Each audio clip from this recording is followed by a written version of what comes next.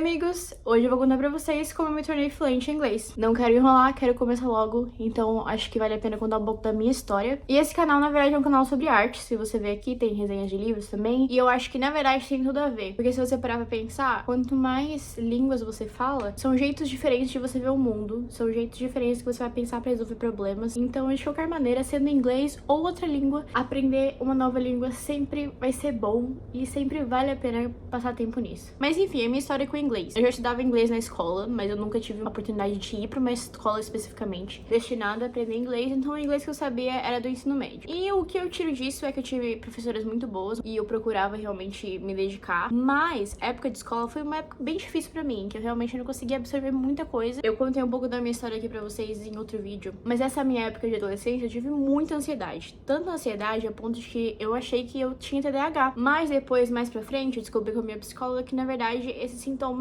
eram de ansiedade crônica. Mas por que eu tô falando isso nesse vídeo de aprender uma nova língua? Porque você precisa entender como seu cérebro tá funcionando. Eu diria que, com certeza, o seu emocional afeta a maneira que você vai estar aprendendo essa sua nova língua, sendo inglês ou qualquer outra. Então, uma coisa que me fez muito a diferença enquanto eu tava aprendendo inglês foi também estar cuidando da minha saúde mental, que afeta em diferentes maneiras, mas uma delas é a sua confiança. Se você não estiver tratando você mesmo com a confiança adequada de que você consegue fazer, de que mesmo que seja difícil, você tem a chance de tentar e chegar e melhorar. Porque, por exemplo, sabendo que eu tava nesse processo de me desapegar da minha própria ansiedade, dos meus próprios pensamentos ruins sobre mim mesma, eu também tava tendo paciência com o fato de que eu precisava ter paciência pra aprender o inglês. E isso me ajudou muito, porque no meio disso eu tava aprendendo que tá tudo bem errar. E, inclusive, essa é uma outra questão. Só colocar a culpa nas nossas costas de que não tá dando certo, de que é difícil de alcançar a fluência, não é o que realmente vai nos levar a conseguir. A gente realmente precisa entender que todo mundo erra falando uma língua ou outra, mesmo que é só língua nativa. Então, ainda mais você que tá aprendendo como uma segunda língua, tá tudo bem errar. Eu quero falar mais disso depois, mas tudo isso foi muito importante pro começo da minha aprendizagem. Eu sabia um pouco de inglês do Brasil, mas assim, muito básico, eu não conseguia conversar. Até que chegou a notícia de que eu me mudaria pros Estados Unidos com os meus pais. Eu me mudei quando eu tinha 18, se eu não tô errada. E aí eu comecei realmente a me preocupar, como eu vou me mudar pra esse país em que eu não sei a língua, como é que eu vou viver com as pessoas ao redor de mim. Então eu comecei a me dedicar um pouco mais, mas era uma situação em que eu não conseguiria pagar um curso, e também era no meio da pandemia,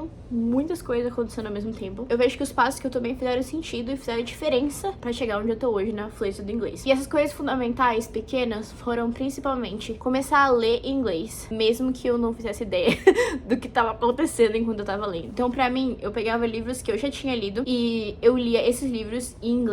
E o inglês fácil, não em inglês super rebuscado. O meu cérebro, como já sabia o que estaria sendo apresentado ali, então ele tava absorvendo a mesma história, só que com a língua inglesa. E isso fez muita diferença pra mim. Pra mim foi a Bíblia, porque eu já ia ler todo dia mesmo. Outra coisa também que eu sei que é o que todo mundo fala, mas porque é muito verdade. Começar a trocar tudo que você assiste, tudo que você ouve, pela língua que você tá aprendendo. Porque isso vai fazer diferença. Quanto mais você absorver, mais seu cérebro vai tender a pensar pra língua nova. Por mais que fosse difícil, por mais que não fizesse sentido no começo, e por muitos meses não fazia sentido, eu começava a me esforçar e trocar todas as legendas por inglês e áudio em inglês. Outra coisa que foi uma dica muito essencial que eu fui desenvolvendo pra mim mesmo foi escrever muito em inglês, copiar as letras de músicas. Eu já gostava muito de escrever de qualquer maneira, então isso me ajudou a ser criativa por esse caminho e tentar criar histórias, mesmo que a gramática não tivesse a melhor. E eu também escrevia muito frases que eu achava bonitas, que eu não entendia de uma série que eu tava assistindo, ou como eu falei, de músicas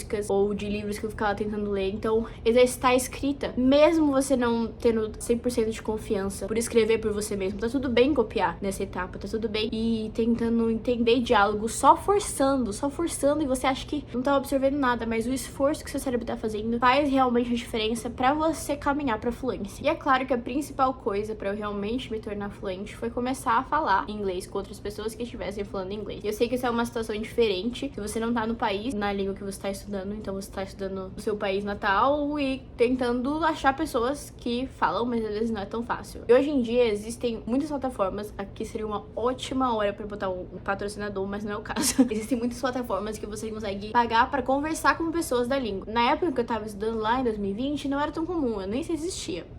Eu não lembro de existir, não. Mas o fato é, conversar, mesmo conversando errado, faz uma enorme diferença. Pra mim, o que mais foi como fala, pontapé, assim, o que mais realmente me levou a me tornar fluente foi falar com as pessoas. E como eu moro aqui, eu realmente conversava com pessoas que eram americanas, então não ia ter jeito de elas falarem português comigo. E a partir daí, eu fui, inclusive, melhorando meu sotaque para as palavras serem mais reconhecíveis por outras pessoas que não falam português. Mas eu também, no meio do caminho, fui aprendendo, e aqui é um outro ponto muito importante, você não precisa ter vergonha do seu sotaque. Não precisa ter vergonha, aqui em inglês a gente chama de accent, né, do seu acento. Porque isso mostra de onde você veio, você não deveria ter vergonha de onde você veio, tá tudo bem. Cada país, cada nacionalidade tem a sua beleza. E realmente acreditar nisso faz diferença na sua confiança na hora de falar. É claro que você pode querer trabalhar no seu sotaque pra ser um sotaque mais facilmente entendível, mas isso não quer dizer que você precisa ter vergonha se alguma coisa vier no seu sotaque da sua nacionalidade ou coisa assim, sabe? Na verdade, eu vejo beleza nisso. Eu acho que isso diferencia a gente. Enfim, enquanto você estiver estudando, conversar com pessoas que falam inglês vai te ajudar muito a aprender pequenas nuances das palavras que talvez só com um professor ou talvez só com uma série você não vai pegar. Quando você escuta uma pessoa que é sua amiga falando aquela palavra, às vezes seu cérebro absorve de uma maneira diferente.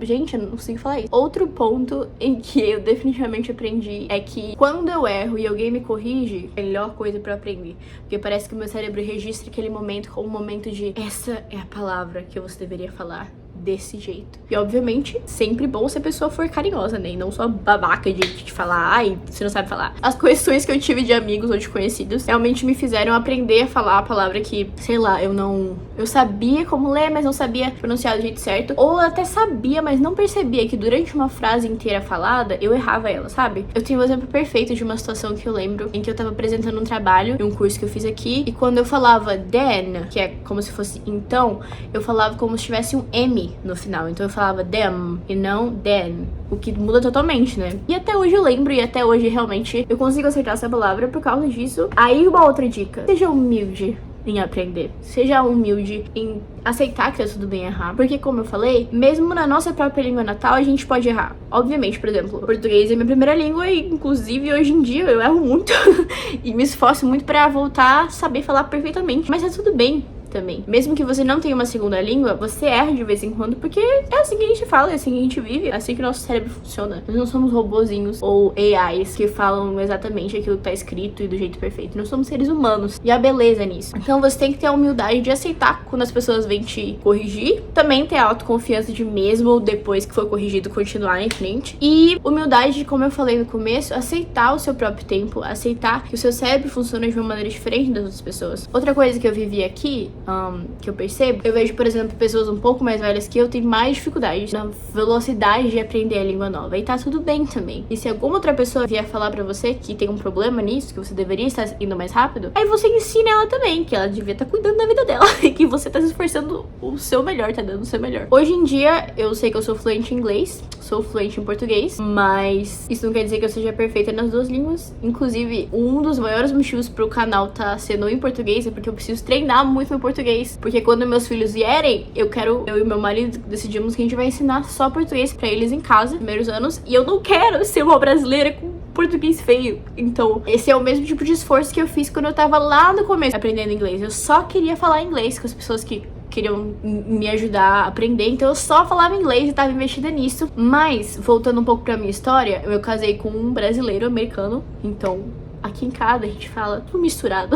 E a primeira palavra que vier na cabeça, seja em qualquer língua, a gente fala. E tá tudo bem, mas como eu falei, quando você quer realmente aprender uma língua, vai ter que ter um pouco do esforço pra falar só ela, sabe? Inclusive, dentro desse mesmo tópico, uma coisa que você vai viver, assim, perceber quando você estiver fluente em outra língua, é que às vezes expressões que você fala em uma língua não fazem sentido nenhum em outra. E você nem percebe que você tá só traduzindo. Por exemplo, eu faço muito isso, traduzindo coisas do inglês pro português. Depois, na edição do vídeo, eu fico pensando, nossa, isso tá soando errado. E não quer dizer que é porque eu não sei português. Quer dizer que porque a maior parte do tempo dos meus dias são em inglês, então meu cérebro está nesse modo desse jeito.